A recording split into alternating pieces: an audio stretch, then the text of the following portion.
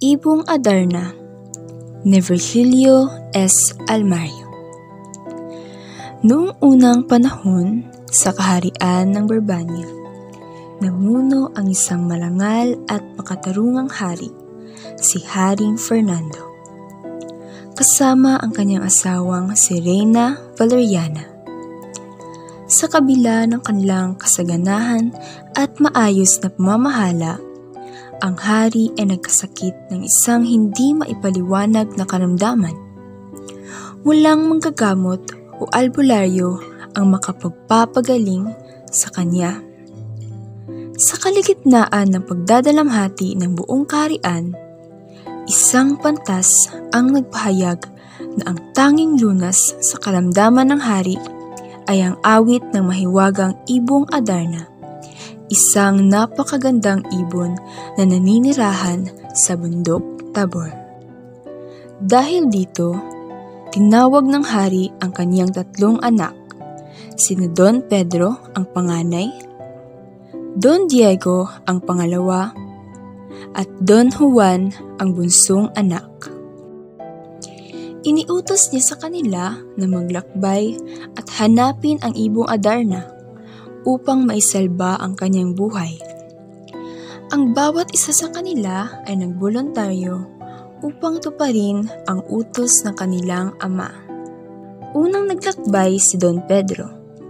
Matapang at punong-puno ng kumpiyansa, siya ay naglakbay sa loob ng maraming araw.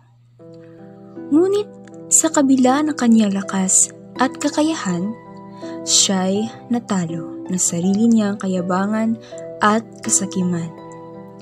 Nawala siya sa landas at hindi nagtagumpay sa paghahanap ng ibon. Siya'y bumalik sa kaharian nang walang dala kundi kahihiyan. Sumunod naman si Don Diego. Siya, bagamat mas mabait kaysa kay Don Pedro, ay likas na tamad at kulang sa tiyaga. Sa gitna ng kanyang paglalakbay, siya'y nadala ng takot at hirap, kaya't tulad ng kanyang kuya, hindi rin siya nagtagumpay. Napilitang umuwi si Don Diego nang walang anumang balita tungkol sa Ibong Adarna. Huling naglakbay si Don Juan, ang bunsong anak. Siya'y mahal ng hari at reyna dahil sa kanyang kabutihan at pagiging magalang. Sa kanyang paglalakbay, maraming pagsubok ang dumating sa kanya. Naglakad siya sa matarik na bundok, dumaan sa malalalim na gubat, at halos mawalan ng pag-asa sa hirap na kanyang pinagdaraanan. Subalit, sa tulong ng panalangin at pananampalataya, natagpuan niya ang bundok Tabor kung saan naninirahan ang Ibong Adarna.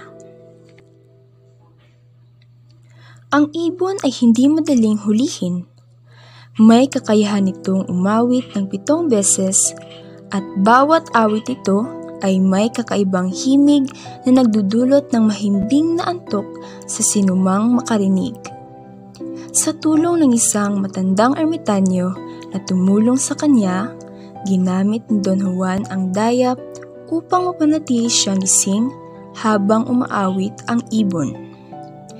Nang matapos ang ika-7 awit ng Ibong Adarna, ginamit niya ang lintong tanikala upang maingat na mahuli ito. Sa wakas, tagumpay niyang nadala ang Ibong Adarna pababa ng bundok. Sa kanyang pagbabalik, natagpuan niya ang kanyang mga kapatid, sina Don Pedro at Don Diego, na nasa daan din patungo sa Barbania. Ngunit, sa halip na magalak sa tagumpay si Don Juan, ang dalawa niyang kapatid ay nagplano ng masama laban sa kanya. Binugbog nila si Don Juan at iniwan siyang sugatan sa gubat. Kinuha nila ang Ibong Adarna at ibinalik ito sa kaharian. Kunwari, sila ang nakahuli nito. Samantala, si Don Juan ay nanatili sa gubat halos malagutan ng buhay dahil sa tindi ng kanyang mga sugat. Ngunit, dahil sa kanyang kabutihan, tinulungan siya ng mga hayop at ng kalikasan mismo upang maghilom ang kanyang mga sugat. Nang siya'y gumaling, nagdesisyon siyang bumalik sa kaharian upang harapin ang kanyang kapalaran. Sa kaharian, agad napansin ng Ibong Adarna ang pagbabalik ni Don Juan. Sa harap ng hari at reyna, nagsalita ang mahiwagang ibon at ibinunyag ang lahat ng ginawa ni na Don Pedro at Don Diego laban kay Don Juan. Ang kasamaan ng dalawa ay nalantad at sila'y pinarusahan ng hari. Samantala, si Don Juan ay ginawaran ng karangalan at pagmamahal ng kaniyang ama't ina. Sa kalaunan, siya ang naging tagapagmana ng trono ng Brabania. Sa isang karagdagang bahagi ng kwento, si Don Juan ay naglakbay muli at nakilala ang Prinsesa Maria Blanca, isang mahiwagang prinsesa na may kakaibang ganda at talino. Sa tulong ng kanilang pagmamahalan, nalampasan nila ang iba't ibang pagsubok na inilatag ng ama ni Maria Blanca upang hadlangan ang kanilang pagsasama.